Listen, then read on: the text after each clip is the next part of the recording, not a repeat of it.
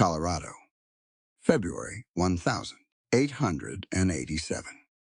A blizzard is burying the mountain road, and a giant of a man is staring down at a woman in a torn white wedding dress crawling through the snow. "You alive?"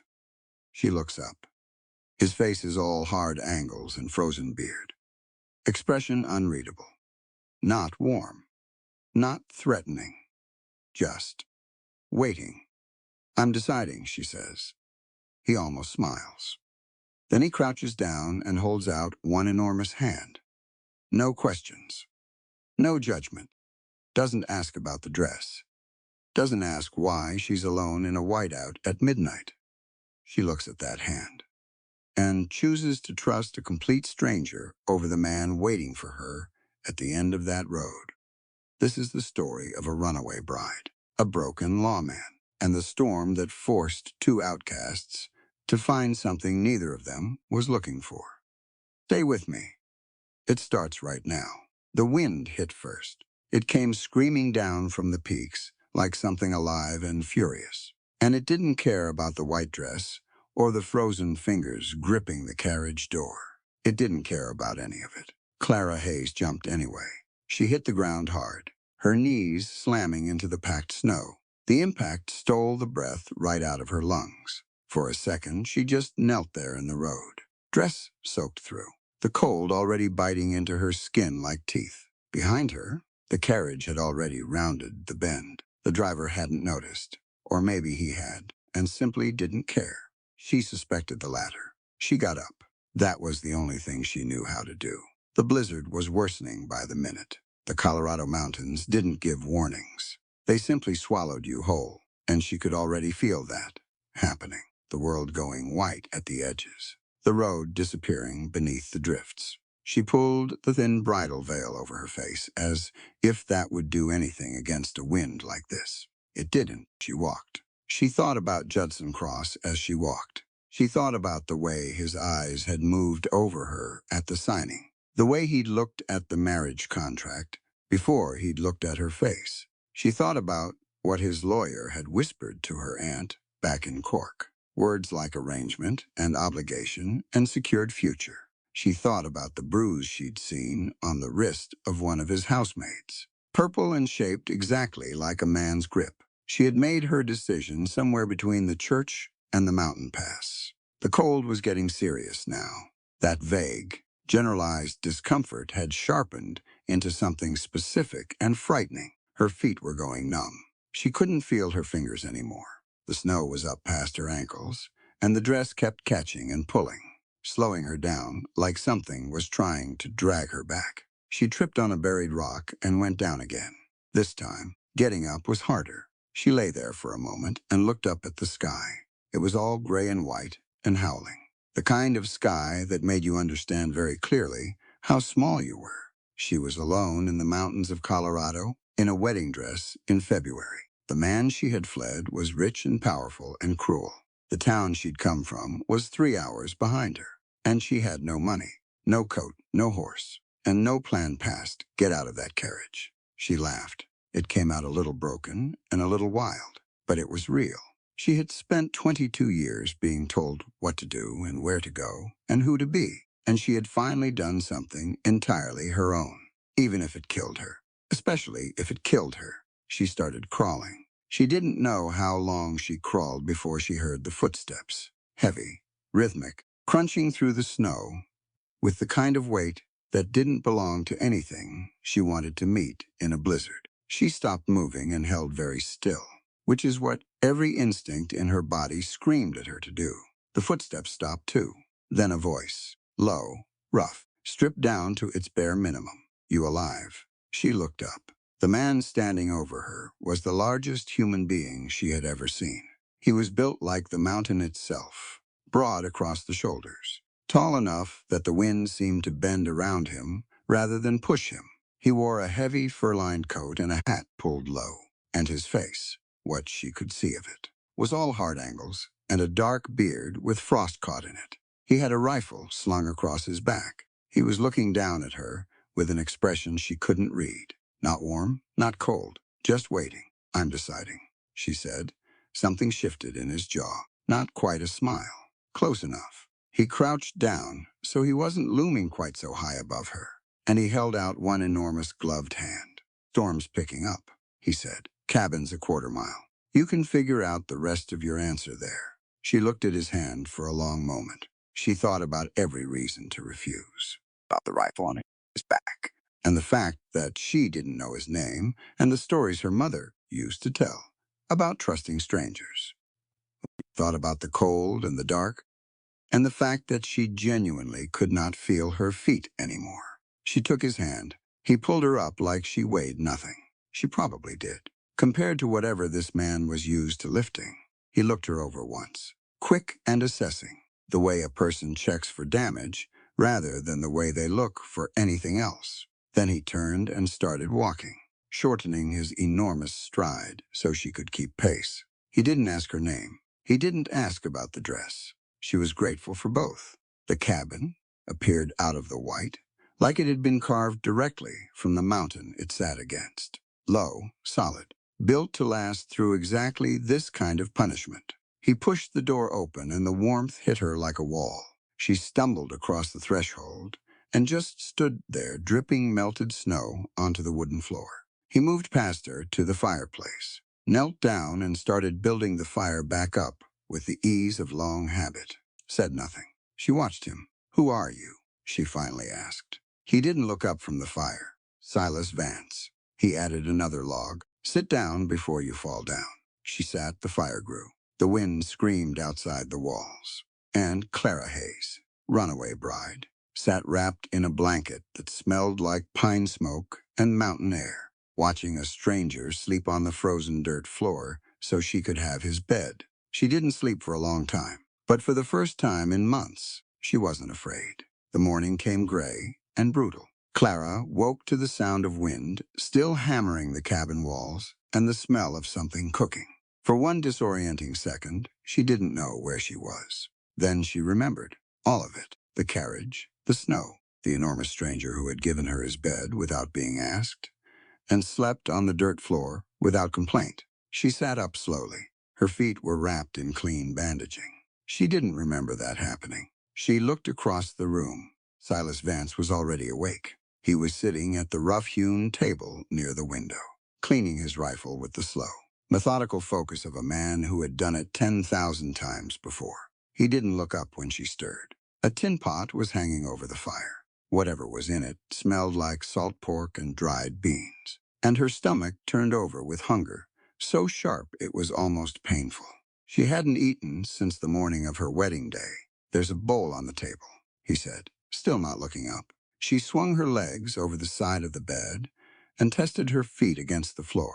They ached, a deep bruising ache that ran all the way up to her shins. Frostbite, or close to it. She stood anyway. She was not going to sit in a strange man's bed and wait to be served. She crossed the room, poured the stew herself, and sat down across from him. He glanced up then, just briefly. Something in his expression registered quiet approval, though he didn't say a word about it. They ate in silence. Clara studied the cabin while she ate. It was a single large room, built with an economy of space that felt almost military. Everything had a purpose and a place. The rifle rack on the wall held 3 guns, all of them clean. The shelves were stocked with organized rows of dry goods. Maps were pinned above the desk, covered in handwritten notations she couldn't read from where she sat. There were no personal decorations, no portraits, no flowers pressed under glass, no evidence of softness anywhere except one thing: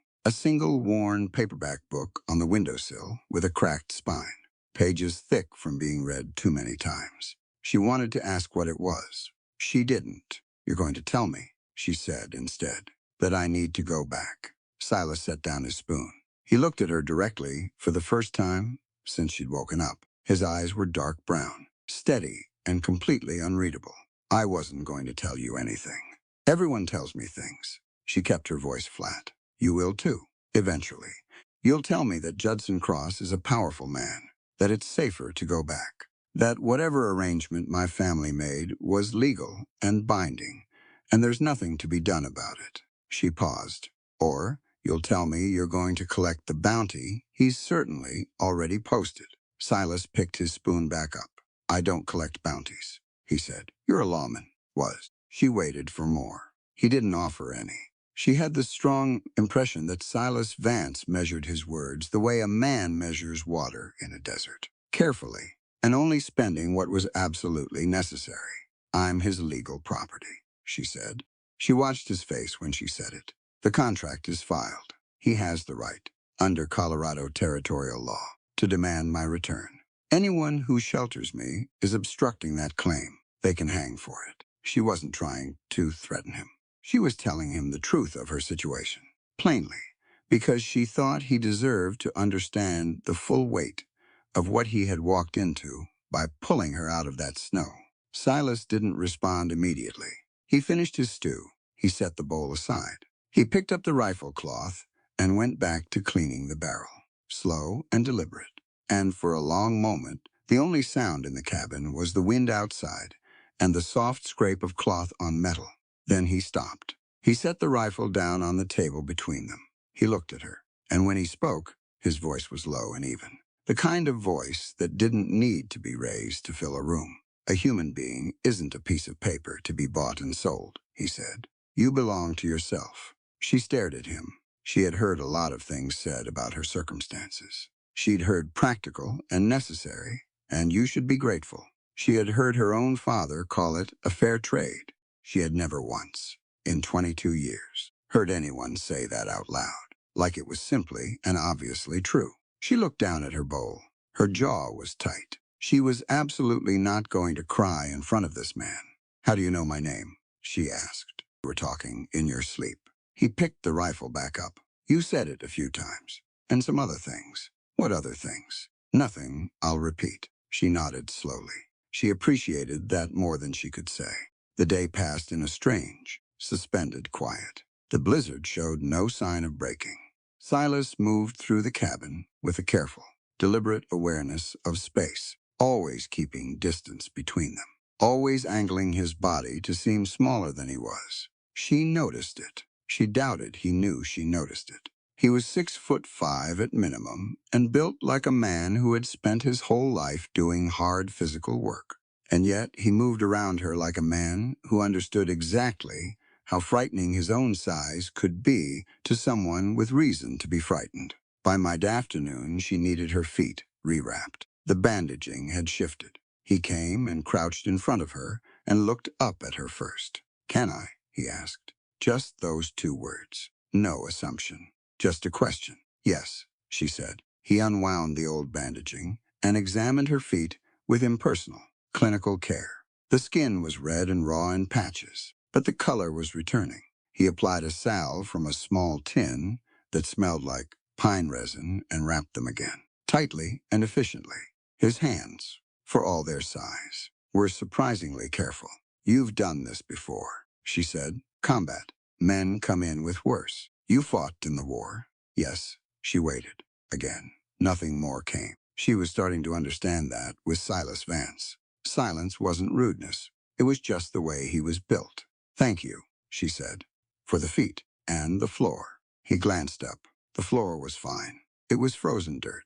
I've slept on worse. She believed him completely.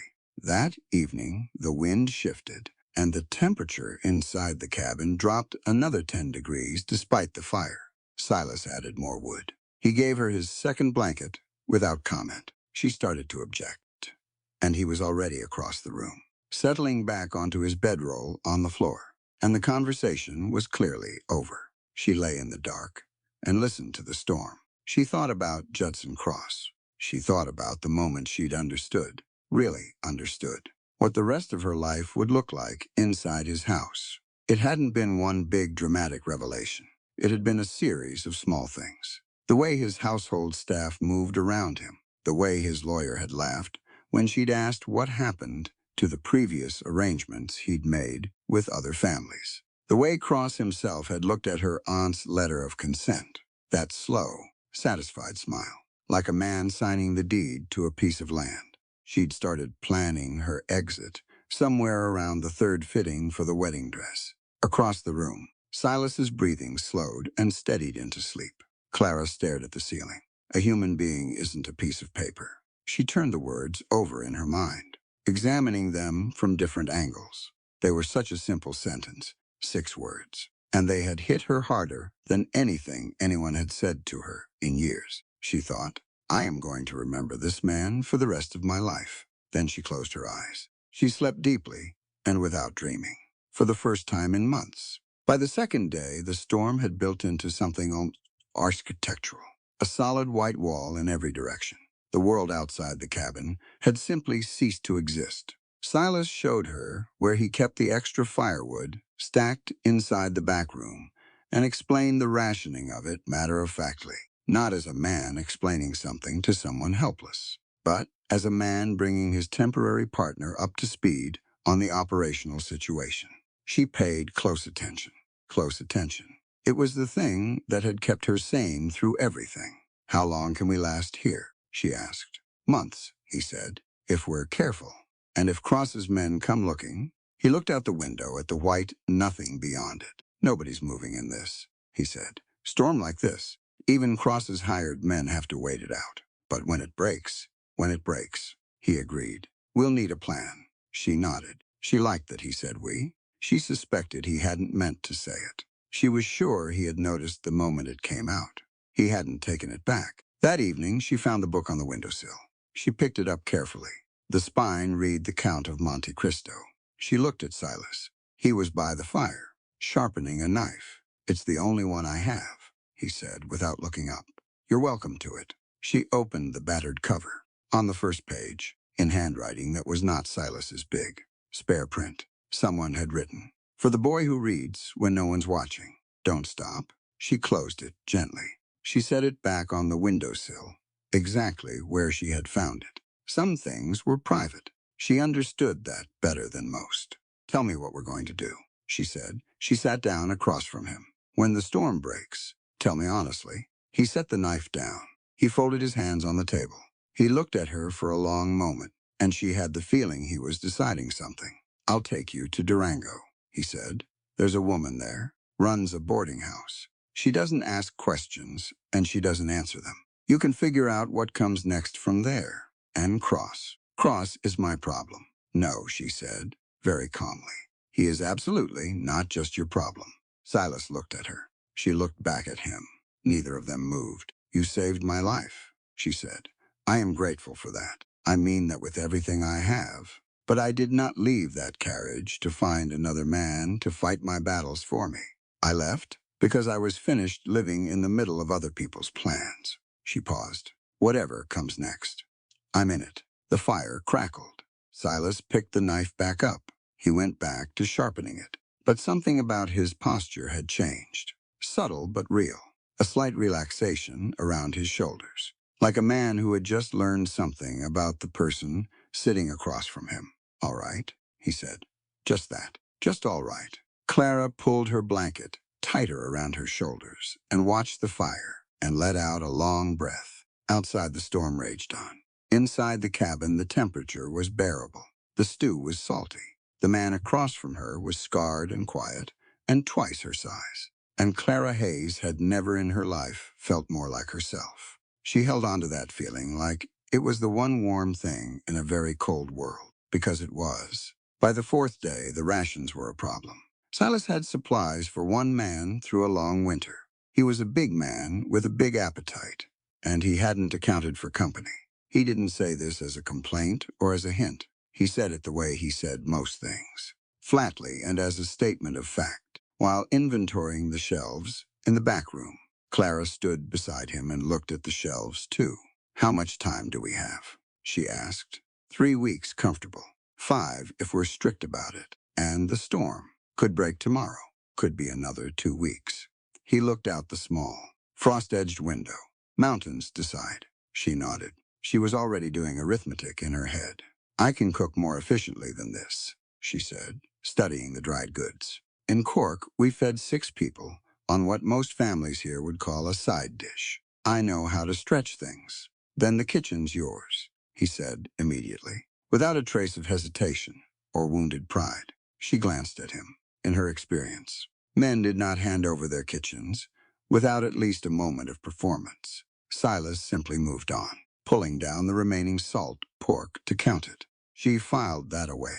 He also started going out. Every morning, early, while the light was still gray and grudging, he would pull on his coat and his hat and check the trap line he'd set along the tree line. Most days, he came back with something, a brace of rabbits. Once a small deer that he dressed outside in the snow with an efficiency that would have made her squeamish a week ago, and now just seemed practical. Food was food. She'd learned that young. On the fifth morning, he came back empty-handed and stood the revolver on the table between them. Not the rifle, the revolver, a Colt single-action army, heavy and dark and worn smooth on the grip from use. "I'm going to teach you to use this," he said. She looked at it. "I've never fired a gun." "I know," he sat down. "That changes today." She looked up at him. Why, he was quiet for a moment. When he answered, it was careful. "Because if something happens to me out there," he said, "you need to be able to handle yourself. Not for me, for you."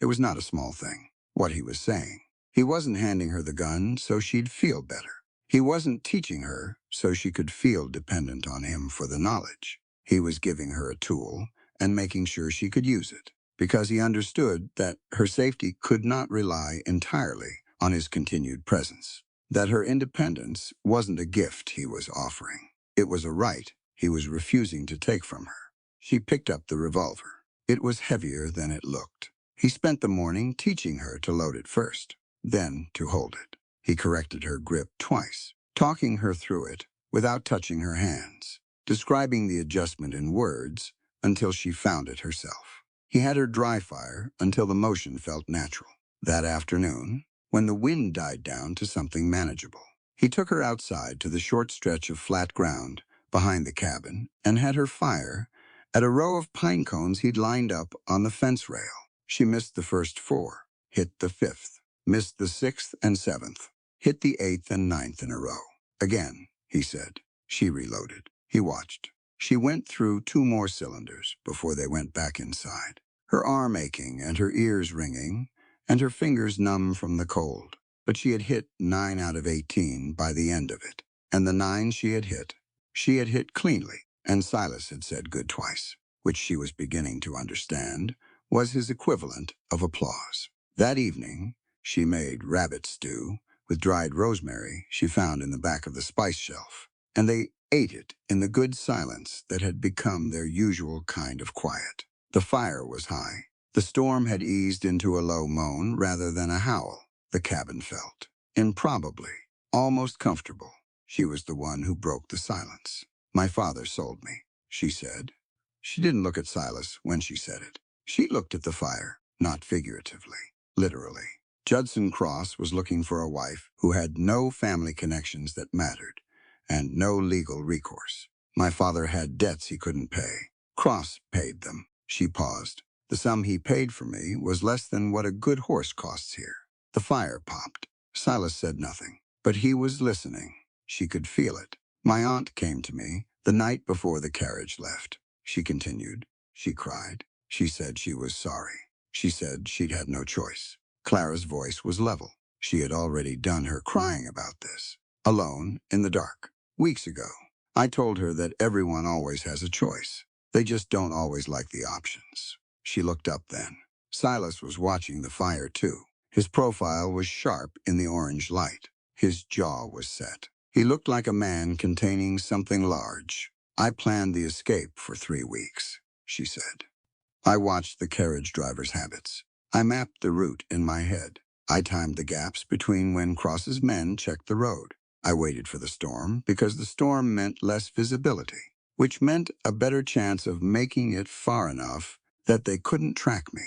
She paused. "What I didn't plan for was the temperature. Planning only takes you so far," Silas said. His voice was rough. "The rest is just surviving what comes." "Is that what you do?" He was quiet for a long time. Then he leaned forward and set his elbows on his knees, and he looked at the fire, and he started talking. He told her about the town of Crestone, about the sheriff's office he'd run for 4 years, young and convinced that the law meant something, about the mining company that had come in, Cross's company, and started buying up land claims. And the way the claims that refused to sell had a habit of catching fire, or flooding, or having their owners turn up dead in ways that were ruled accidents by a judge who received regular payments in a private account. He told her about the 3 men he'd arrested, Cross's men, on evidence that had taken him 6 months to gather. He told her about walking into the courthouse on the morning of the trial and finding his evidence had been ruled inadmissible by that same judge. He told her about the night after the verdict, how Cross's men had come to his house, how there had been 4 of them and 1 of him, how the men he'd ridden with for 4 years, his own deputies, had found reasons to be elsewhere that night. He stopped talking. He reached up and pulled his shirt off one shoulder, turning slightly so she could see his back. The scars were long and deep, and they had healed badly. The kind of scarring that came from a whip, or something like one, applied by men who weren't in a hurry. She looked at them without flinching. He deserved that much. He pulled his shirt back up. He looked at the fire. After that, he said, I came here. How long ago? 3 years. And you've been alone up here for 3 years. Yes, she thought about that. 3 years in this cabin, in this silence, on this mountain. 3 years away from everything. Not as a vacation, but as the only alternative to a world that had turned its back on him completely. A man who had believed in something, had given everything to it, and had been beaten half to death for it by the people he'd trusted most. She understood loneliness. She understood betrayal. But 3 years. The book, she said quietly. He glanced at her. Monte Cristo, she said. The man who was buried alive by the people who were supposed to protect him, who spent years in the dark before he found a way back out. Silas was quiet for a moment. My mother gave me that book, he said. She said someday I'd understand why she loved it. A pause. Took me a while. Clara nodded slowly. They sat with that for a while. The fire burned lower. Neither of them moved to add wood. Outside, the storm muttered to itself like a thing that had almost run out of energy. You're not broken, she said. He looked at her. I know you think you are, she said. I can see it. You move through this cabin like you're trying to take up as little space as possible, like you're apologizing for existing. She kept her voice matter-of-fact because she wasn't trying to wound him, just say what she saw. But you pulled me out of the snow. You slept on a frozen floor. You handed me a gun and taught me to use it without expecting anything in return. She paused. Broken men don't do those things. Silas said nothing, but something in his face had shifted, very slightly, like a door that had been shut for a long time moving a single inch. I'm not without damage, she said. Nobody who's lived is. But damage and broken aren't the same thing. He looked at her for a long moment. Then he got up and added wood to the fire. He sat back down on his side of the table. You're not what I expected, he said. What did you expect? Someone who needed saving. She picked up her tin cup. Everyone needs saving sometimes, she said. The trick is not making it your whole personality. She glanced at him over the rim. You saved me. I'll return the favor when it's needed. That's how it works between equals. The word landed between them clearly. Equals, she had said it deliberately. She watched him take it in. Equals, he repeated, like he was testing the weight of it. Yes, he nodded once, just once. Outside, the wind had finally gone quiet. She noticed it at the same moment he did. They both looked at the window. The frost on the glass was still thick, but the howling had stopped. The silence was enormous and sudden. The silence of a storm that had exhausted itself. It's breaking, he said. I know. They looked at each other across the firelit table. 2 people who had been strangers a week ago, who had exchanged more honesty in 4 days of forced proximity than most people managed in years. 2 people who had shown each other their scars, the visible ones and the other kind, and had not looked away.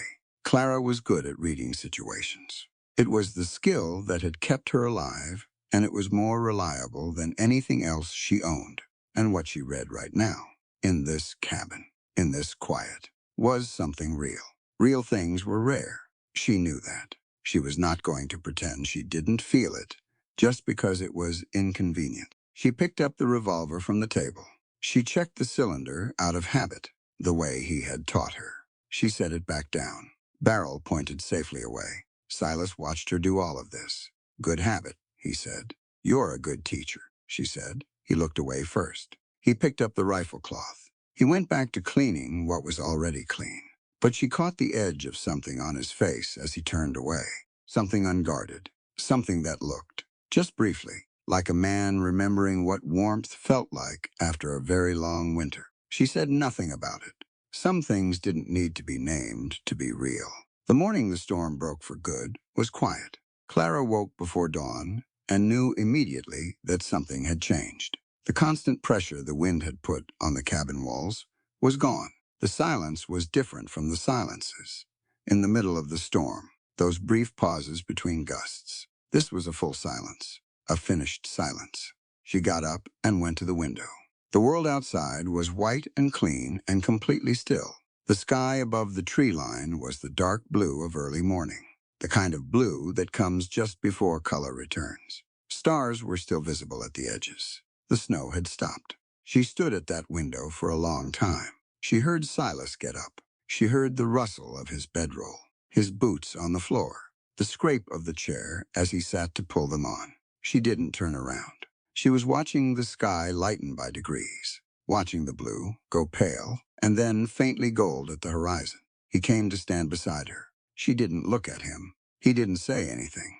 They just stood there together, watching the light come back to the world. Two people who had spent a week in a storm and come out to the other side. After a while, he said, "I'll check the horses." She nodded. He pulled on his coat and went out. She heard his boots on the porch steps, heard the snow crunch under his weight as he crossed to the small stable at the side of the cabin. She turned away from the window and started the fire. She made coffee. She had found a small tin of it buried behind the dried beans on day 3, and they had been rationing it carefully, 1 cup each in the morning only. She made it strong. She set his cup on the table. She took hers and went back to the window. He came back with frost on his coat and the look of a man who had been thinking hard outside in the cold. He saw his coffee. He picked it up. He drank it standing by the fire, looking at the floor. She waited. "The road will be passable in a day," he said. "Maybe less if the temperature stays up." She nodded. "I can have you in Durango in 3 days from here," he said. 4. If we take the high trail to avoid the main road. The high trail's safer. Cross's men will be watching the main road." She said, "Yes." She nodded again. She looked down at her coffee. She had known this morning was coming. She had known it since the storm started to ease 2 days ago. Known it in a slow and quiet way, like knowing winter is almost over, even before the first real thaw. She had planned for it. She had thought through the logistics. She had the name of the boarding house in Durango. She knew what she would do when she got there, at least for the first few weeks. She would find work. She would keep her head down. She would figure out what came after. She had a plan. She was good at plans. What she hadn't planned for was the fact that leaving was going to feel like this. She set her coffee down. She went to the corner where her things were, and she looked at them. Her things, which were her own 2 hands. The knowledge she'd carried here. The skills she'd picked up in the last week. And the dress. The dress, she stared at it. It was hanging from a peg on the wall where Silas had put it the first night to dry out. It had dried stiff and strange-shaped from being wet. The hem was ruined, the fabric gray with ground-in snow and mud. The lace overlay had torn somewhere in the crawling. It looked like what it was, a costume she had worn for someone else's story. She thought about what putting it back on would mean. Then she looked at the chair by the fire where Silas's old hunting clothes were draped. He had set them there 2 days ago.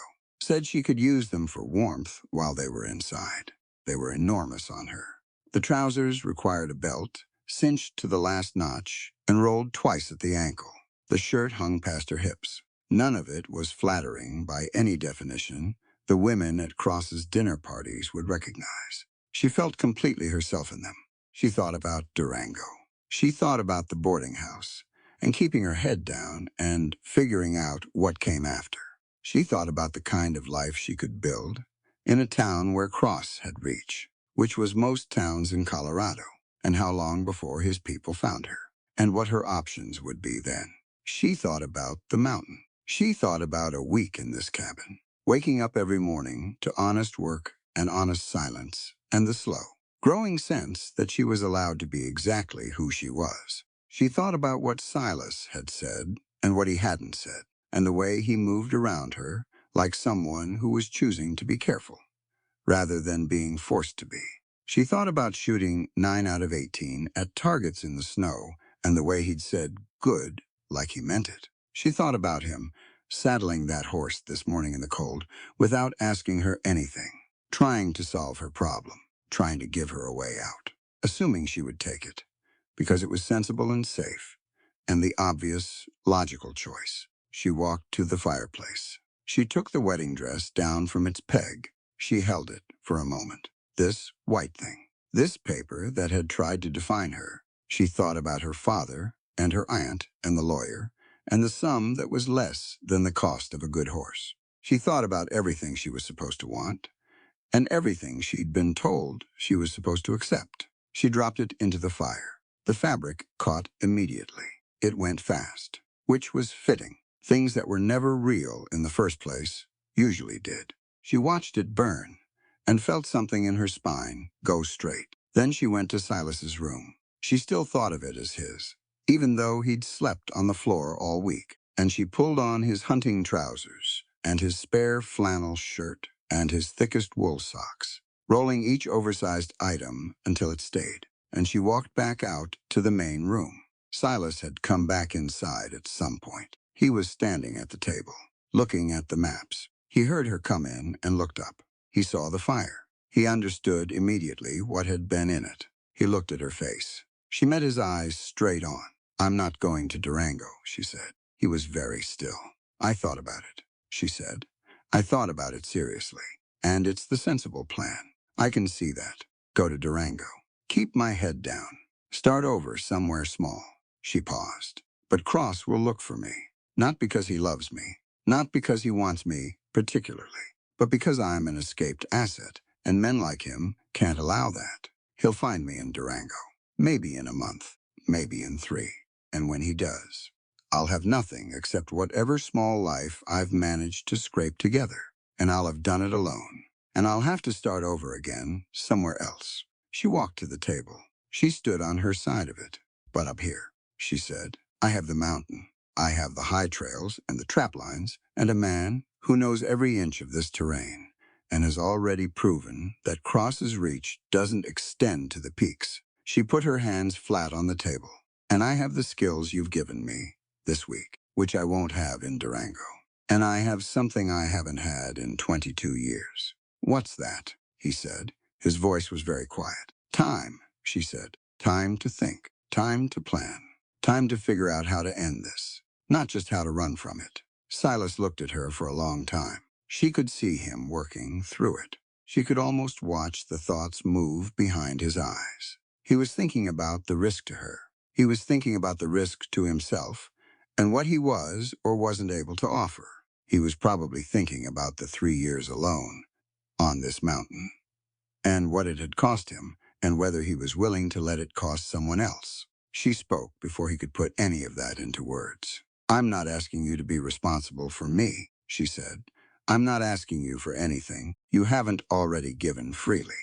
I'm asking to stay here, on this mountain, and work and plan, and contribute equally to everything we need to survive. I'll pull my weight or I'll leave on my own terms." She held his gaze. "But I am not leaving because it's the tidy thing to do." He looked at her. The fire crackled. Outside, the bright, cold, relentless mountain morning was in full swing now, the sun coming up over the eastern peaks and throwing blue shadows long across the white snow. A jay called somewhere in the pines. The world was very clear and very quiet. Silas picked up his coffee cup. He walked to the window. He stood there looking out at his land, at the valley below, and the peaks above and all of it, white and still in his. He was quiet for a long time. "You can't have the bed indefinitely," he said. She blinked. Then she understood. "We'll build one," she said. "I've seen the timber stacked in the back room. You know how to build a bed frame. I know how to follow instructions." The edge of his mouth moved, almost a smile, the closest thing to one she'd seen from him. "There are rules," he said, still looking out the window. We share the work equally. No argument about division of labor. You take the north trap line. I take the south. You tell me if something's wrong. I tell you the same. No heroics. No going down the mountain alone. He paused. And if the situation becomes untenable, if Cross gets close enough that the risk outweighs the gain, we adjust the plan, both of us. Together he turned and looked at her. Agreed, he asked.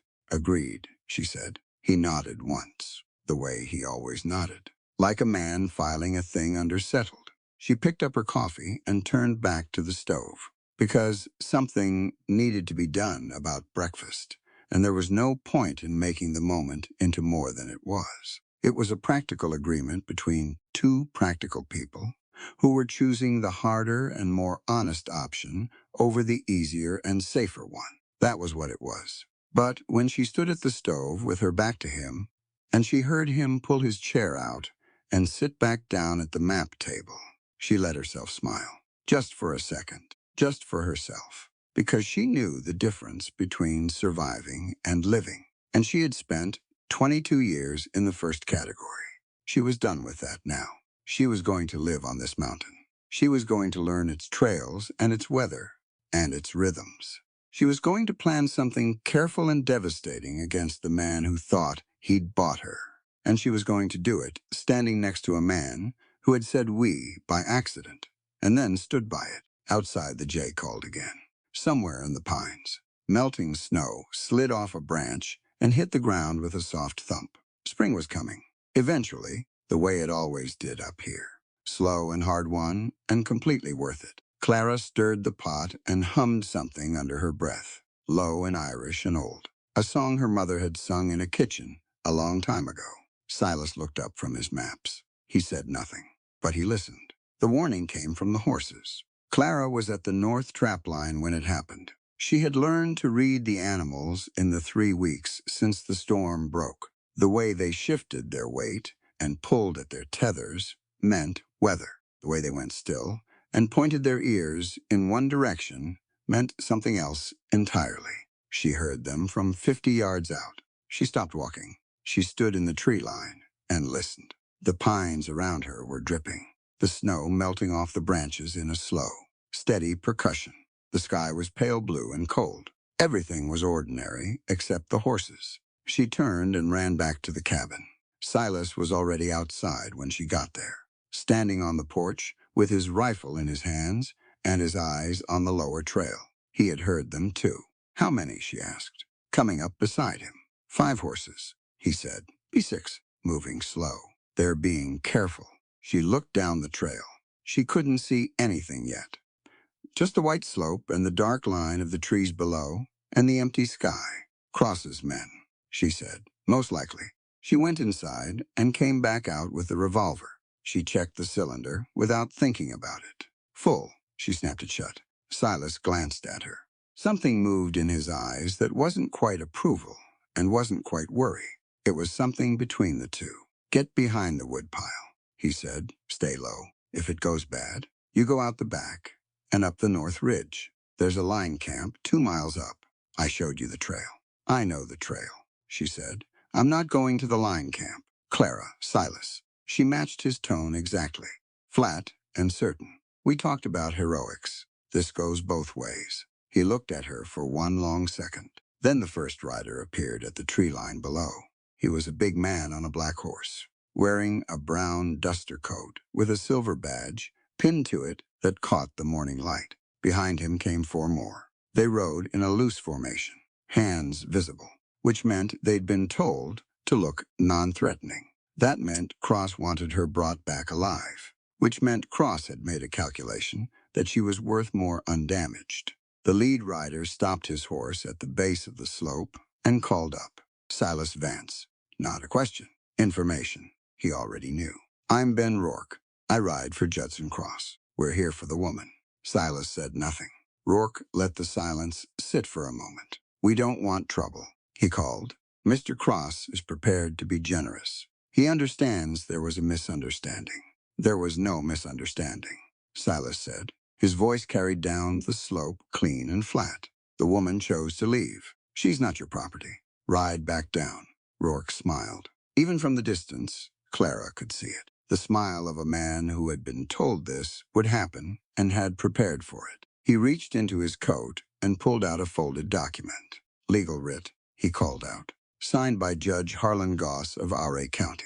She's a contracted bride, and he has lawful authority to retrieve her. Clara knew that name, Judge Harlan Goss. She had heard Cross mention it at dinner in the carriage. Mentioned it with the casual ease of a man mentioning a tool he owned.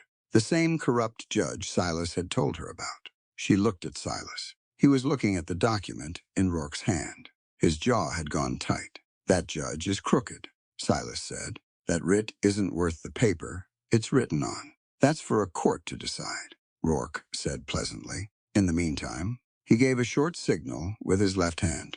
The men on either side of him reached for their rifles. It happened fast after that. Silas shoved her down, and to the left in the same motion he brought his own rifle up. The shot that came from the left rider went through the space where Clara's head had been. She hit the porch boards hard and rolled, came up on her knees with the revolver extended, and fired twice at the shooter before she'd consciously decided to.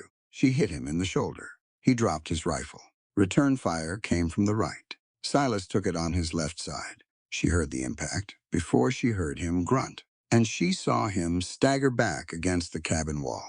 He didn't go down. He brought the rifle back up and fired, and the rider on the right pitched sideways off his horse. 2 down. Rourke was shouting, ordering his men to take cover, to flank left, to go around. The horses were screaming. Clara scrambled off the porch and got behind the woodpile, the way Silas had told her to, and reloaded with fingers that were remarkably steady for the circumstances. She did it because he had made her practice until it was a reflex. Loading under pressure was not instinct. It was a drilled habit, or it was a fumbling disaster. She had spent 10 mornings doing nothing but loading and reloading with her eyes closed. Right now, she was grateful for every single one of them. Silas fired again from the porch. One of the flanking riders went down. 2 men left, Rourke and one other. Then Silas dropped his rifle. She saw it fall, saw his right hand go to his chest, saw the blood, dark against his flannel shirt, spreading fast. He sat down against the cabin wall, not dropping in a heap.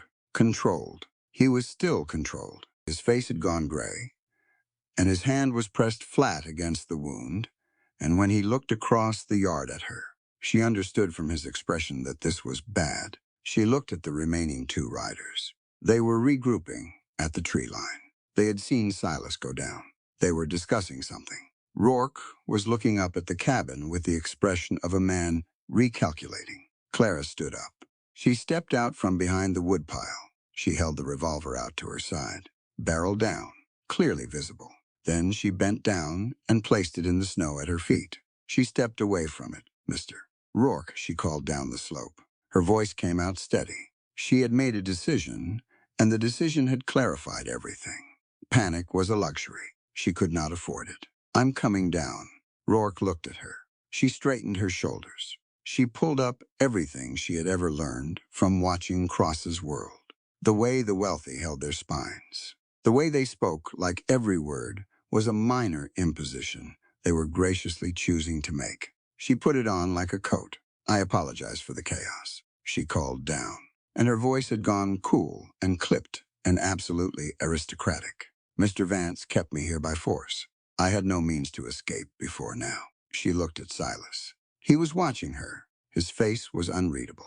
I'd like to go home now, if you'd be so kind. Rourke studied her for a long moment. She held the mask absolutely steady. She had spent 22 years around powerful men. She knew how they wanted to see a woman look when she was grateful to be rescued. She gave them that.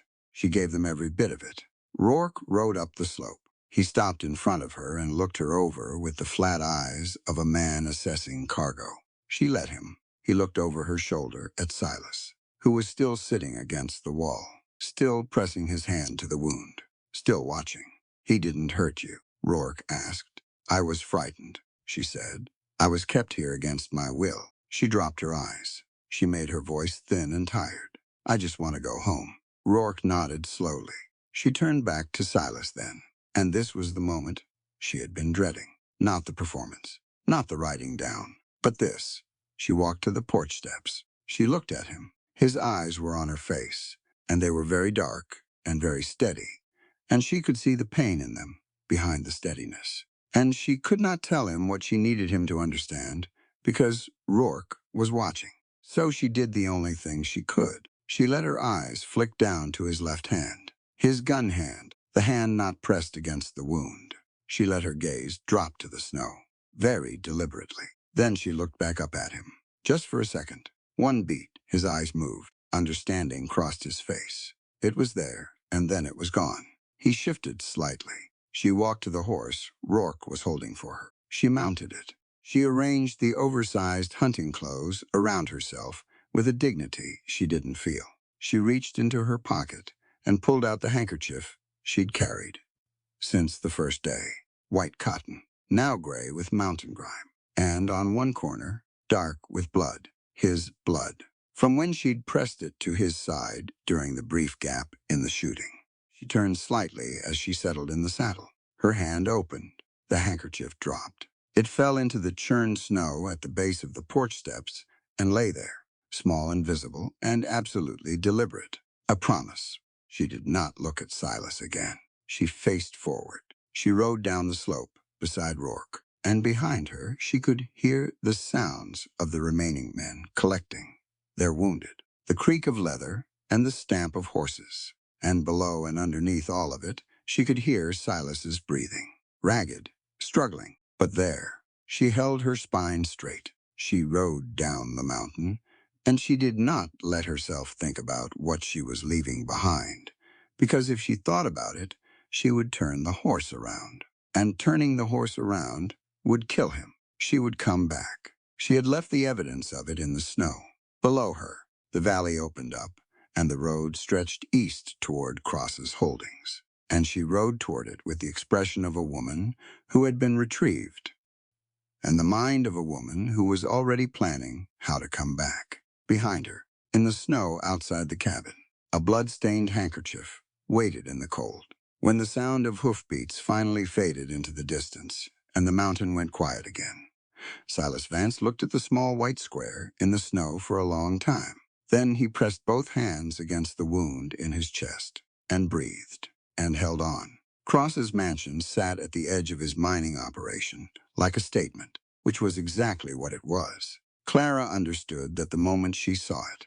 3 stories of imported stone and Eastern woodwork, draped in gaslit windows, surrounded by manicured gardens that were fighting the Colorado climate and losing with expensive grace. It was a building that said, I can make anything submit to my will, including the land itself. She filed that away. They arrived at dusk. Rourke handed her off to a housekeeper at the side entrance with the quiet efficiency of a delivery. The housekeeper, a small woman named Mrs. Aldridge, with a face like weathered stone and eyes that didn't miss much, showed her to a room on the 2nd floor. The room was beautiful.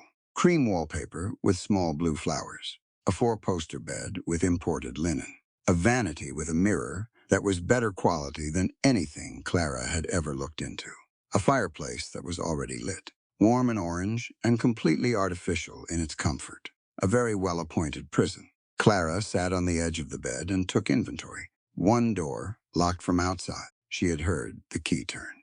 1 window, 2nd floor, above a stone terrace. Survivable drop if necessary, but not ideal.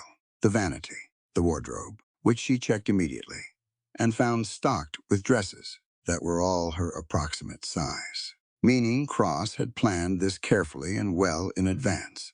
A small shelf of books, decorative, chosen for appearance rather than content. She sat with all of that for exactly 5 minutes. Then she stood up, chose the most formally respectable of the dresses, and put it on herself without waiting to be helped. Cross came to see her within the hour. He was exactly as she remembered, medium height, expensively dressed, with the kind of physical self-possession that came not from strength, but from decades of having every room arrange itself around him.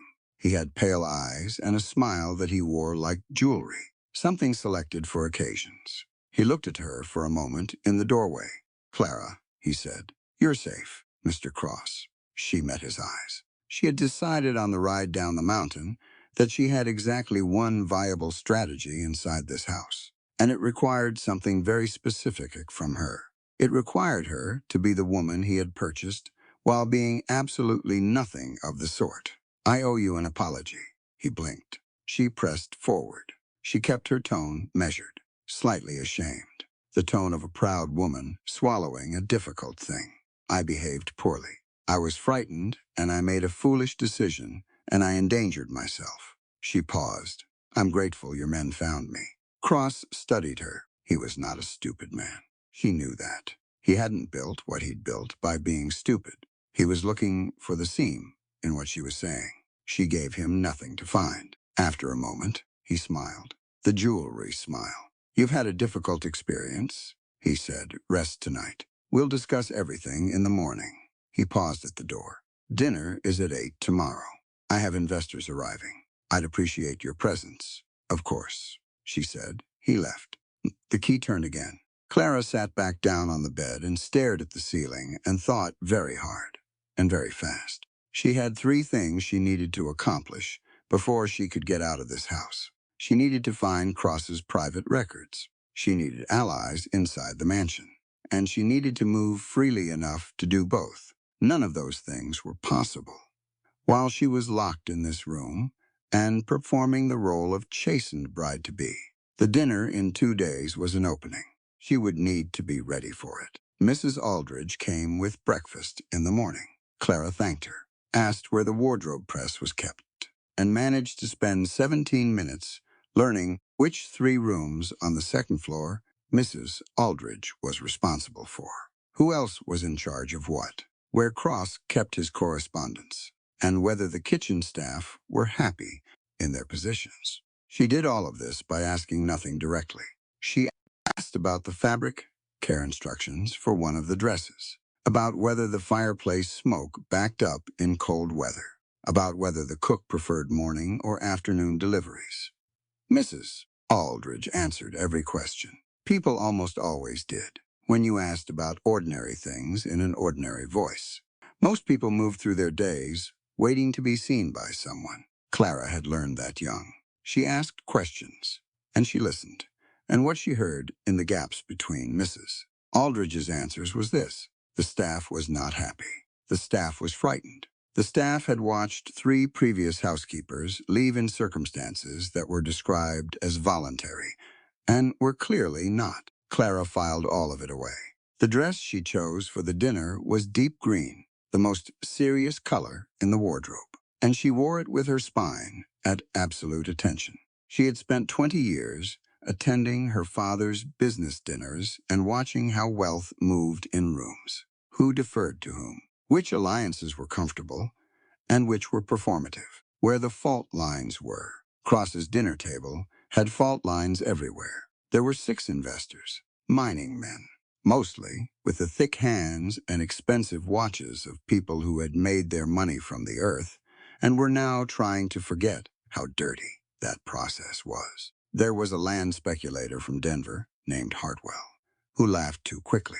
There were 2 brothers from Boston who were newer to Cross's circle and still somewhat uncertain of their footing. And there was one woman, Cross's stepmother, Eugenia, who sat at the far end of the table and ate her food with the precise, contained movements of someone who had long ago made peace with being overlooked. Clara looked at Eugenia and understood her immediately. She was the key. Cross ran the table the way he ran everything, with complete authority and the expectation that everyone else would fill in around his preferences. He talked about his expansion plans. He talked about production numbers. He talked about his vision for the valley, a word he used as though the valley had no prior occupants, which was exactly the kind of lie that required a great deal of legal scaffolding to maintain. Clara smiled and nodded and ate her food in small, proper bites. Then Hartwell, the land speculator, made a comment about the Southern claims.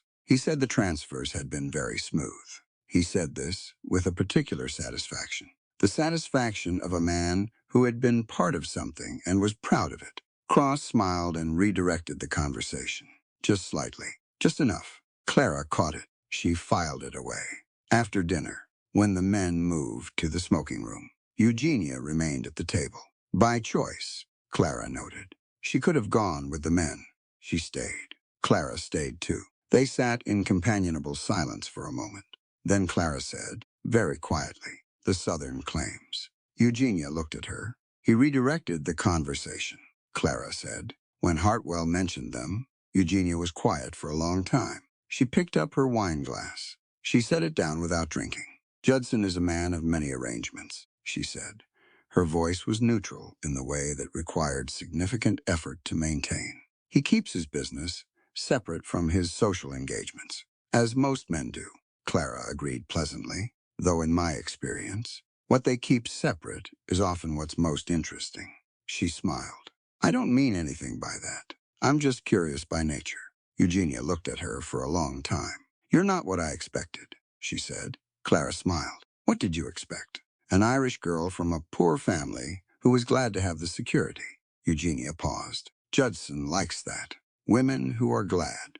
I imagine he does, Clara said. Something passed between them. Not trust. Not yet. Something earlier than trust. Recognition. You play piano? Clara asked. I do. I'd love to hear you play sometime, Clara said. If you're willing. She stood. Good evening, Mrs. Cross. She went back to her room. She sat at the vanity and looked at herself in the mirror. Silas was up on that mountain with a bullet in his chest. She did not know if he was alive. She had ridden away from him, bleeding and sitting against a cabin wall. And she was in a house full of expensive furniture and dangerous men. And the only weapons she had were the ones she carried in her head. She thought about what he had said to her. Planning only takes you so far. The rest is just surviving what comes. She was surviving. She was going to do more than that. Over the next 5 days, she built her map of the house. She discovered that Mrs. Aldridge's locked expression softened considerably when Clara asked about her sister in Pueblo, and listened to the answer without checking the time. She discovered that the kitchen cook, a man named Pedro, had been docking wages for 3 years through a deduction scheme Cross had buried in the household accounts. She didn't expose this. She simply mentioned, in passing, that she'd noticed it, and that she found it unconscionable, and that, if there were ever anything she could do, she hoped Pedro knew he could come to her. She found Cross's study on the 4th day.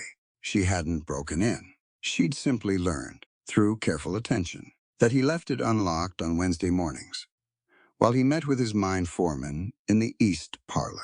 The meeting lasted 45 minutes. She needed 10.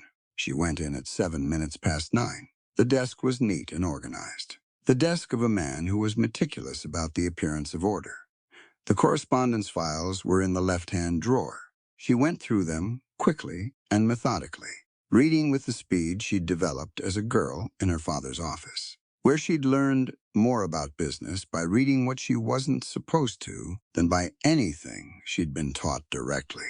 What she found was better than she'd hoped. Letters, dated, signed, between Cross and Judge Harlan Goss. Specific, detailed, incriminating letters about land transfers that were not legal, payments that were not disclosed, and 3 separate incidents involving mining claims where the original holders had been removed through, means that the letters described as persuasion, and which were clearly something significantly worse. She couldn't take the letters. He would notice immediately. She did something better. She read them again. Once more after that, she was good at memorizing text. She had trained herself on legal documents and shipping manifests and household accounts because information was the only currency she'd ever reliably had access to. She put the letters back exactly as she'd found them. She straightened the desk. She left the study and walked calmly back to the main staircase and went upstairs to her room. She sat down and wrote everything she remembered on the back of 3 sheets of sheet music she took from the piano bench. She wrote small and tight, and she hid the sheets inside the lining of the oldest dress in the wardrobe, a pale yellow thing that looked like it hadn't been touched since it arrived. She had her evidence. Now she needed a way out. Eugenia came to her on the 6th day. She knocked on the door in the afternoon, which meant Mrs. Aldridge had unlocked it for her, which was its own kind of information. Eugenia came in and sat down with the controlled composure of someone who had thought about this visit for several days before making it. Judson intends to proceed with the wedding in 10 days, she said. I know, Clara said. He's moved the venue. Private ceremony. Only the investors as witnesses. Eugenia paused. He doesn't want the public complication of a church if you prove difficult again. Clara looked at her. Are you warning me? Eugenia met her eyes. Judson's first wife, she said carefully, was also not what he expected. She said nothing more. She didn't have to. Clara held Eugenia's gaze. I have evidence, she said. She kept her voice very quiet. Written evidence of the Southern claims, of Goss, of the persuasion. She let that last word carry its weight. Eugenia's hands tightened on the arms of the chair, just slightly. If that evidence reaches the federal marshal in Silverton, Clara said, not Ouray County, not any court under Goss's influence, the federal office, then Judson Cross loses everything. The land, the mines, the investors. She paused. The protection. Eugenia was silent. I'm not asking you to do anything, Clara said. I'm not asking for anything at all. I'm telling you what I have and what it means, because I think you deserve to know. She looked at the woman across from her. What you do with that information is entirely your own decision.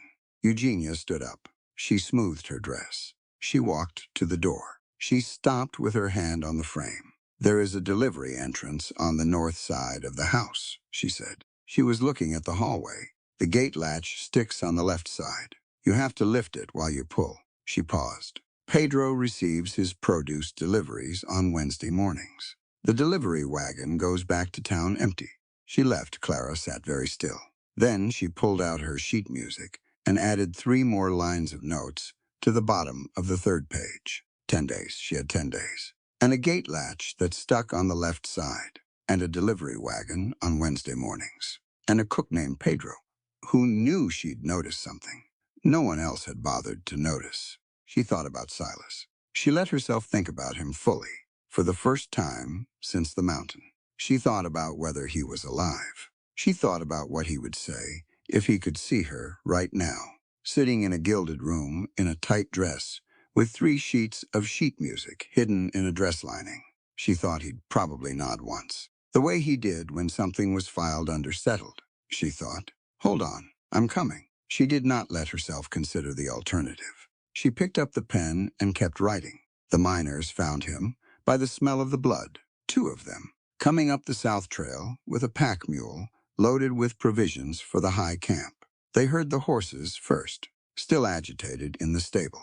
And then they saw the churned snow and the dark patches across the porch boards. And they followed both to the side of the cabin, where Silas Vance was sitting against the wall with his back to the logs, and his hands pressed to his chest, and his eyes open. Barely the older miner, a man named August Reyes, who had worked Colorado ore for 30 years and had seen a great deal of what men could do to each other, knelt down and looked at the wound, and then looked at Silas's face. And he did the fast, quiet arithmetic of a man assessing odds. Can you move? He asked. Yes, Silas said. His voice was barely there. You're going to tell us you don't need help. No, Silas said. I need help. August looked at his partner, a younger man named Dill, who was already moving toward the cabin door to find something they could use for a stretcher. August put his hand on Silas's shoulder, carefully. The way you touch something that's fragile without letting it know you think so. All right then, August said. Let's get you inside. It took the better part of an hour to get him stable. The bullet had gone into the right side of his chest, below the lung, which was the difference between a serious wound and a fatal one. It had not exited.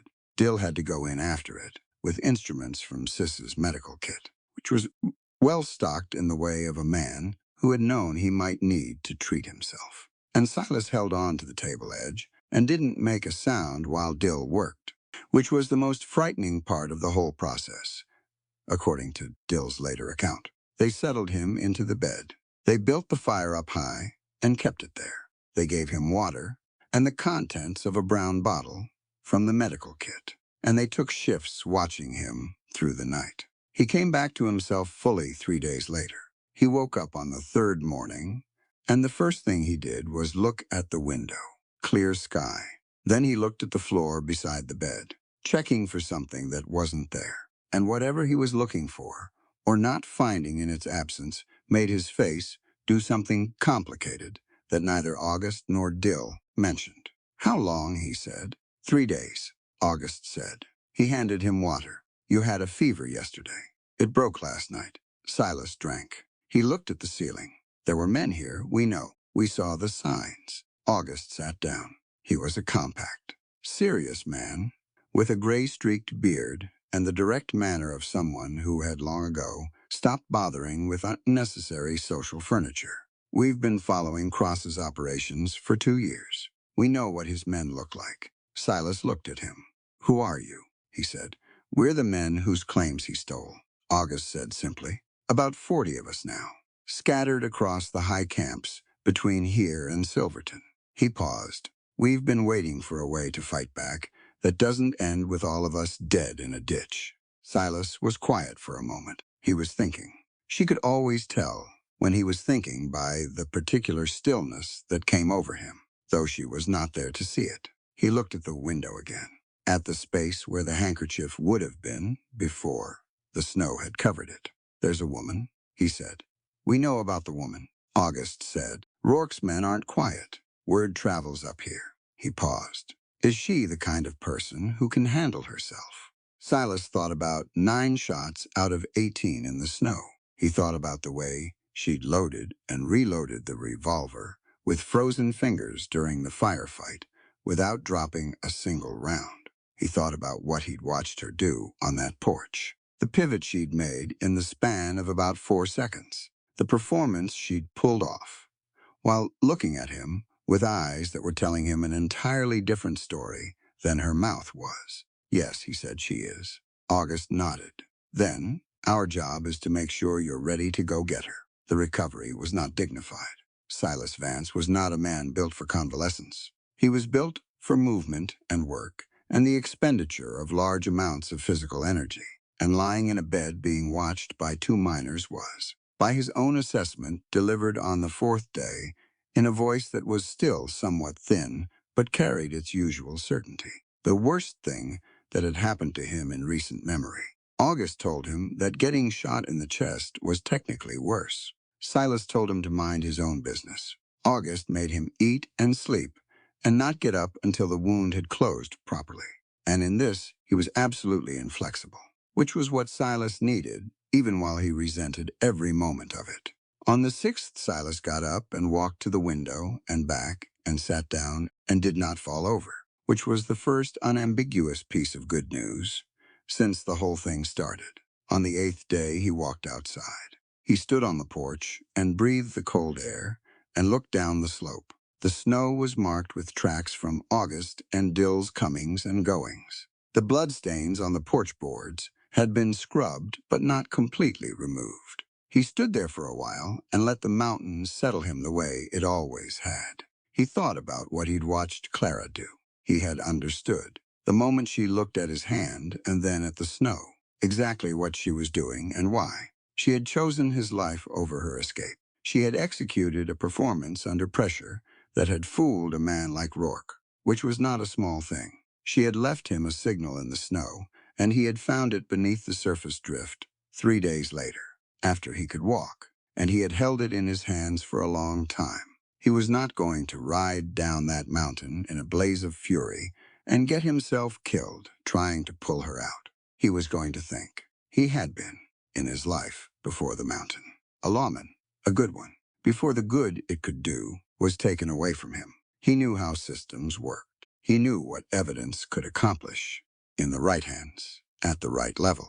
He knew that Cross's power rested entirely on keeping his corruption local, keeping it in front of judges he controlled and sheriffs he'd bought, and that exposure at the federal level was the one thing that kind of power couldn't survive. What he needed was numbers and a plan. He had numbers. "Tell me about your men," he said to August that evening. August told him. 43 miners. most of them with documented original claims that Cross had invalidated through a combination of legal manipulation and direct intimidation.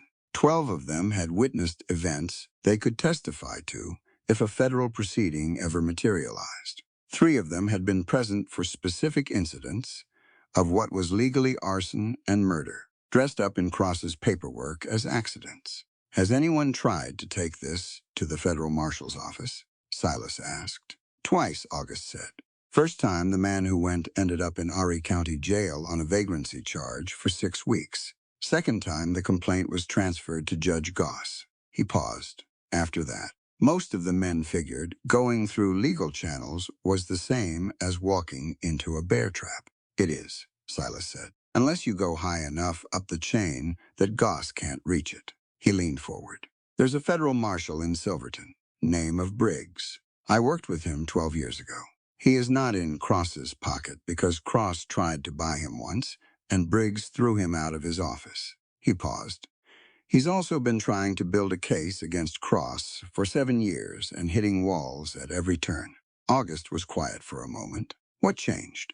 Clara Hayes, Silas said. He explained what he knew, what she'd told him about Cross's operations, the details she'd extracted just from listening and watching during the week in the cabin. The things she'd understood about the nature of the corruption just from Cross's dinner conversation. He explained what he believed she was capable of doing inside that house. August listened without interrupting. When Silas finished, August sat back in his chair and looked at the fire. She went back in there. August said. It wasn't a question. She went back in there on purpose, Silas said, to finish something. August was quiet. She's been in there 11 days, Silas said. August looked at him. You've been counting. Everyone, Silas said. He stood up from the table. He was still not at full strength. He could feel the wound pulling when he moved too fast, the deep internal ache of tissue that was knitting back together at its own pace regardless of his preferences. He had learned, in his recovery, to move in a way that accommodated this without stopping for it. He walked to the map on the wall. He looked at it. He put his finger on the road between the mountain and Cross's main holdings. I'm not going in shooting, he said. I did that, and almost cost us everything. Then what? August asked. Silas looked at the map. He had spent 3 years on this mountain, believing there was nothing left of what he'd been before, believing that the law was too broken, that the corruption was too deep, that the only honest thing left to do was stay out of it and survive. He had come up here and closed the door and called it wisdom. He understood now that he'd called it wisdom because calling it fear was harder. Clara had stood in his cabin in oversized hunting trousers and told him that damage and broken were not the same thing. She had said it matter-of-factly, the way she said most things, like she was sharing a practical observation about the weather. She had not said it to make him feel better. She had said it because she believed it was true. He had been turning it over in his mind for 3 weeks, through the fever and the recovery and the slow, difficult return of his strength. He had been deciding what it meant and what to do with it. He made his decision. I'm going to do what I should have done 3 years ago, he said. I'm going to walk into Briggs's office in Silverton and make a federal complaint and give him everything I have. He turned from the map. He looked at August. But I need Clara out of that house first, because the moment I file that complaint, Cross will know it, and the first thing he'll do is make sure she can't testify. August nodded slowly. So we need 2 things to happen at once, or in the right order, Silas said. She gets out. Then we go to Briggs. He paused. The question is how she gets out. She's been in there 11 days, August said. If she's the person you say she is, she hasn't been idle. No, Silas said. He looked at the handkerchief on the windowsill, small and dark and worn, the thing he'd put there on the 3rd day when he could walk again. She hasn't. He turned back to the map. He found Cross's mansion. He looked at the roads in and out. He thought about Clara's mind, how it worked, how she approached problems. He thought about what she would have done in 11 days with access to a house full of useful information and a man whose ego was his primary vulnerability. She'll have evidence, he said, whatever form she's found it in. She'll have it, and she'll have a way out that she's been building since the first day.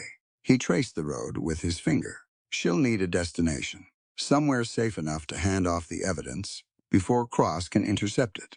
The federal marshal's office.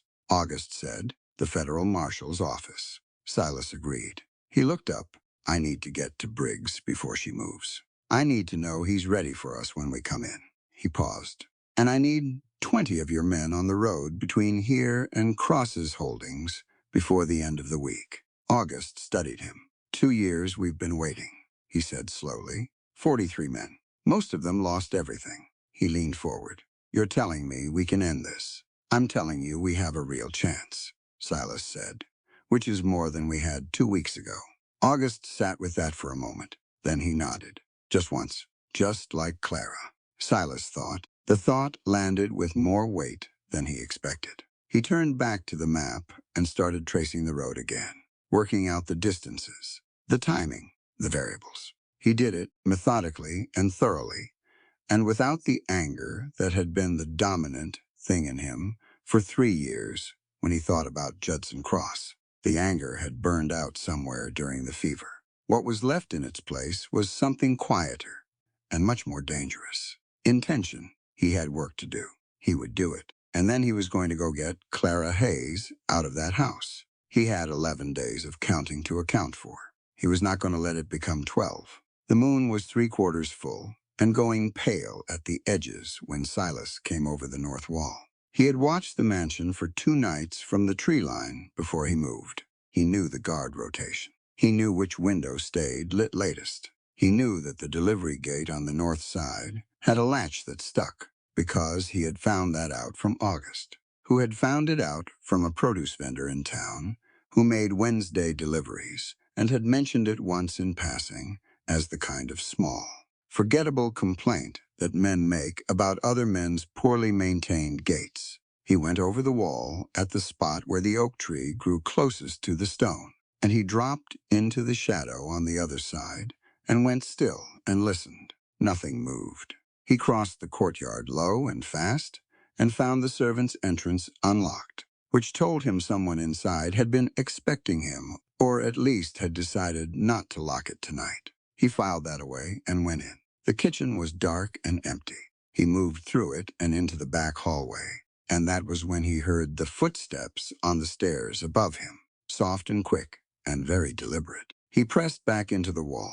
Clara came around the corner. She was wearing dark clothes, a plain wool dress and a dark shawl, and she was carrying a small bundle under one arm. She was moving fast. She was not moving like someone who had been caught or frightened. She was moving like someone who was executing a plan on a timeline. She saw him. She stopped. For 1 second, they just looked at each other in the dark hallway. 3 weeks of distance, compressed into a single breath. He had a healing wound under his coat, and she had circles under her eyes from too many nights of careful, deliberate not sleeping. And they were both exactly where they'd planned to be, which meant the plan was working. She crossed the distance between them in 3 steps and grabbed his arm, not for comfort, to check the wound. She pressed her hand flat against his side and looked up at his face, reading his expression like a temperature gauge. You're upright, she said quietly. And here, both, he said. She let out a breath that was the most emotion she allowed herself. Then she held up the bundle. 3 sheets of sheet music, she said. Everything Cross did to your miners, to the land claims, to the men who wouldn't sell. Names, dates, amounts, letters signed by both Cross and Goss. She paused. It's enough. It's enough, he said. Briggs will know what to do with it. He's been waiting for this for 7 years. She looked at him. You went to Briggs. Yesterday morning, she was quiet for a moment. Then she nodded. And in the nod, he could see her recalculating, adjusting the plan to account for the new information, moving pieces she'd already set in motion into a different configuration. Then we need to move now, she said. Cross moved the wedding to tomorrow morning. Private ceremony. If we're not out of this house in the next 20 minutes, we'll be doing this in the middle of his guests. Horses are at the east gate, he said. August's men hold the road south. Eugenia unlocked the kitchen door, she said. She won't sound an alarm. She paused. Pedro moved the night guard's coffee to the cold side of the stove. Been awake 12 hours, and he's going to sit down somewhere warm in about 10 minutes and close his eyes. Silas looked at her. He took all of that in. You've been busy, he said. I've been thorough, she said. There's a difference. He almost smiled. She saw it. They moved. Back through the kitchen, out the servants' entrance, across the dark courtyard. She stayed a step behind his left shoulder, matching his pace, keeping to the same shadows he chose without being told to. They moved like people who had already practiced this, which they hadn't, which meant they had simply both learned to move through difficult terrain quietly and were applying it to the same problem at the same time. The north gate latch stuck on the left side. Silas lifted and pulled. It opened. They went through. The horses were where he'd said. Two of August's men held them in the dark, quiet and steady. Clara took her reins without hesitation and mounted cleanly, the bundle tucked inside her shawl against her chest. Silas swung up beside her. For a moment, they were both still, side by side on horseback in the cold dark outside Cross's wall. And the moon was pale above the mountains, and the air smelled like pine and coming snow. Clara, he said. She looked at him. He reached into his coat and held out the handkerchief, small and dark and worn. She looked at it for a second. She took it. She held it in her fist. Ride, she said. They rode. Behind them, somewhere in the mansion's upper floors, a lamp was still burning. It burned for a long time in the dark, illuminating nothing important, while the people it was meant to hold moved steadily south toward Silverton and the morning.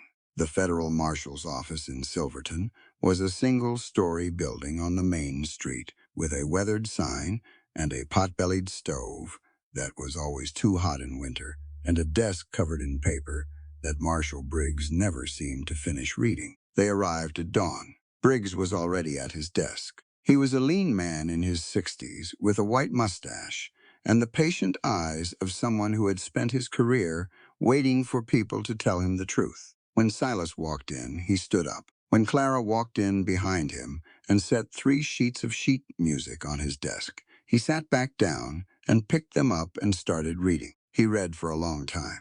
Nobody spoke. When he finished, he set the pages down and looked at Clara. You copied this from memory, he said. Yes. From original documents you personally observed. Yes. Letters signed originals, filed in a left-hand desk drawer in Judson Cross's private study. She paused. I can testify to that. Briggs looked at Silas. And your testimony covers the Crestone incidents. 3 years of it. Silas said. My original evidence is still logged with the Ouray County clerk. It was ruled inadmissible by Goss, but never destroyed. That's its own story. Briggs picked up his pen.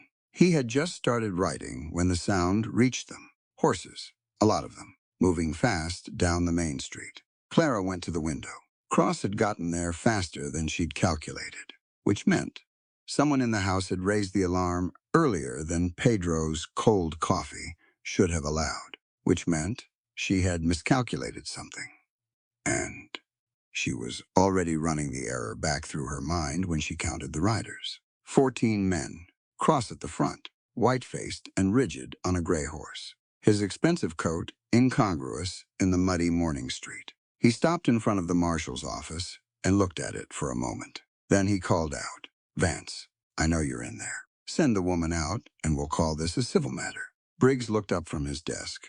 He's threatening a federal officer's premises, he said in the tone of a man noting a point of interest. He is, Silas said. Briggs kept writing. Silas walked to the door. He opened it and stepped out onto the porch into the red glare of the early sun, which was coming up behind the mountains and throwing the street into sharp orange relief. He was still not at full strength. He knew it, and he didn't let it show. He looked at Cross. It's over. Judson, he said, the evidence is with a federal officer. You've got 14 men and a ruined judge. What exactly is your play here? Cross's face was doing something complicated. The smooth control was cracking at the edges. This was a man who had never once in his life found himself in a position he hadn't constructed in advance, and the unfamiliarity of it was showing. Burn it, Cross said to his men. burned the building. Nobody moved. And then the torches came up, not from Cross's men, from the alleys, from the side streets, from the rooftops of the hardware store and the feed supply and the boarding house, one by one, and then in clusters, torches rising in the cold morning air, held by men in mining clothes and work boots. 43 of them, and behind them the townspeople, shopkeepers and ranchers, and the woman who ran the bakery 3 doors down, who had lost her brother to one of Cross's accidents 2 years back. They came out of the dark, and they stood in the street, and they didn't say anything. They didn't have to. Numbers said everything that needed saying. Cross's 14 men looked at 43 miners and a street full of townspeople, and then they looked at each other and quietly, with the practical wisdom of hired guns who had not signed up to die for a man's wounded pride. They started backing their horses up. Cross sat alone on his gray horse in the middle of the street.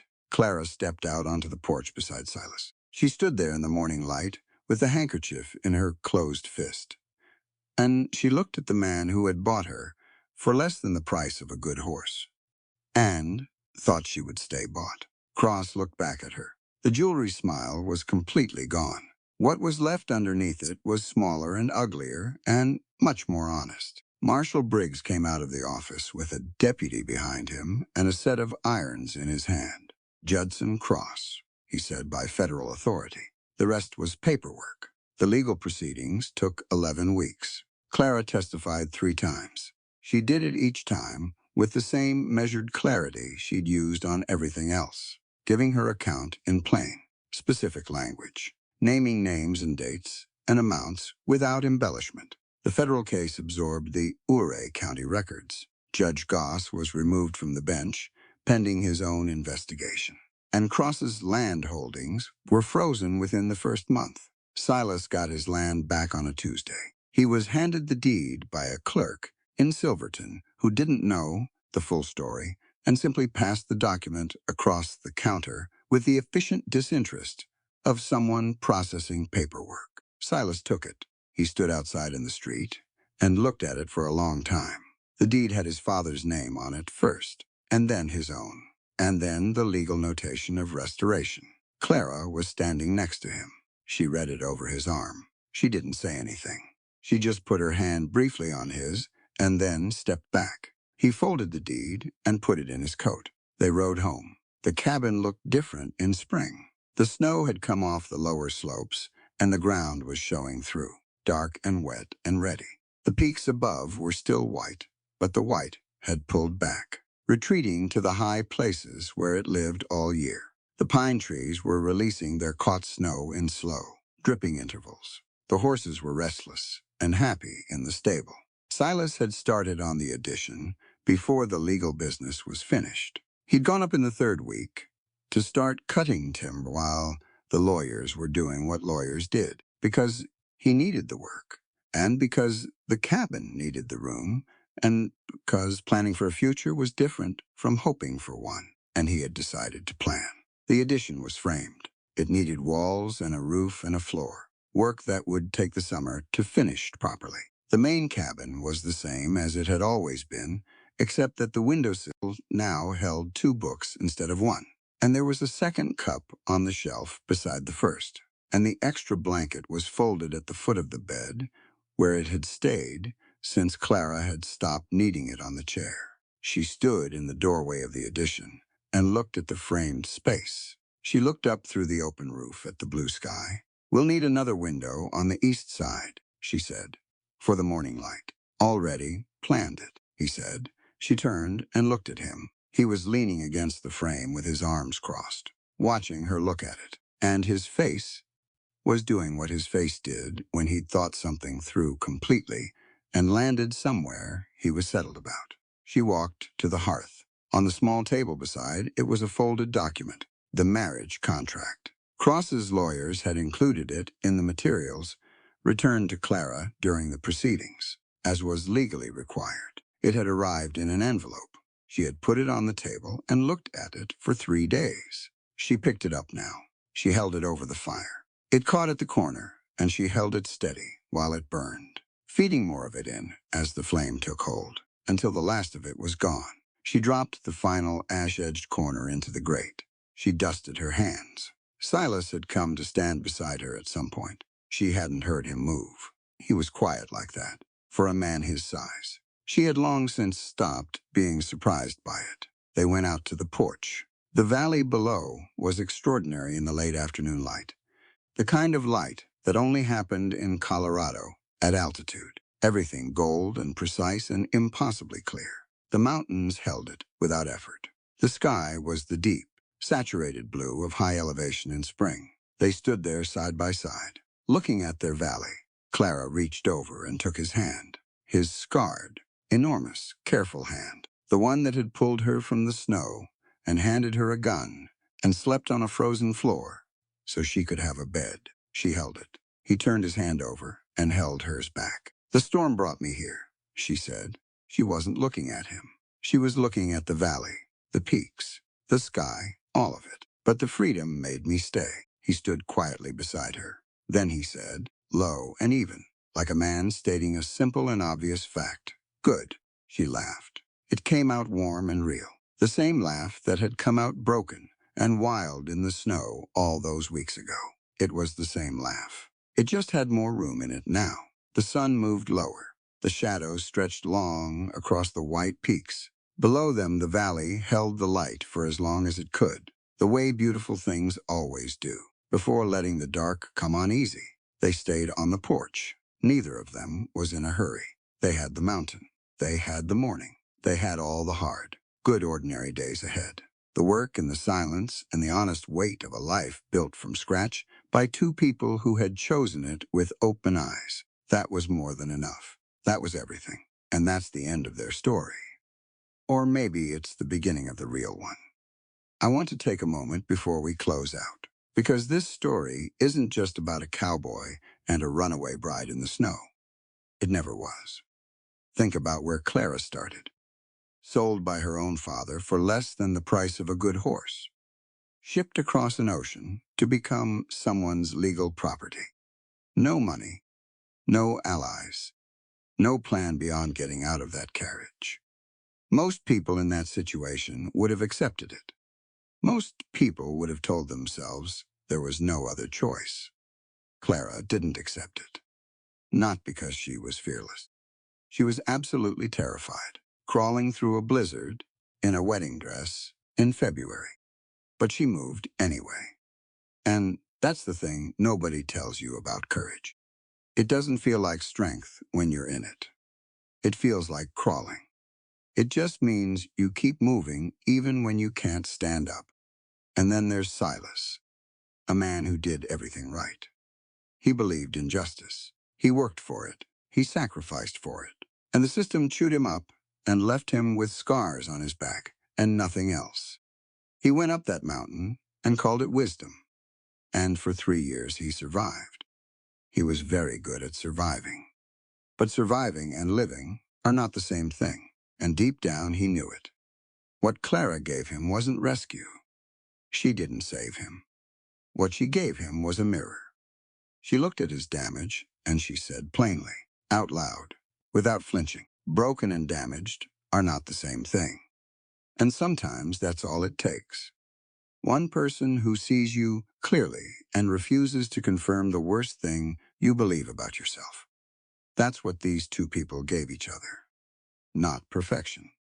Not a fairy tale. They gave each other the honest truth, told plainly, across a firelit table in a snowstorm. And they built something real from that. Not because life got easier. It didn't. Cross came. Men with guns came. Bullets came. But they faced all of it standing side by side, as equals, which is the only way anything worth keeping gets built. There's a line Clara says near the end that I keep coming back to. The storm brought me here, but the freedom made me stay. And I think that's the heart of this whole story.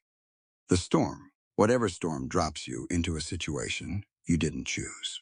The loss, the betrayal, the door that closes, the road that disappears under the snow. The storm is not the point. The storm is just the delivery system. What matters is what you find when you stop running and start looking.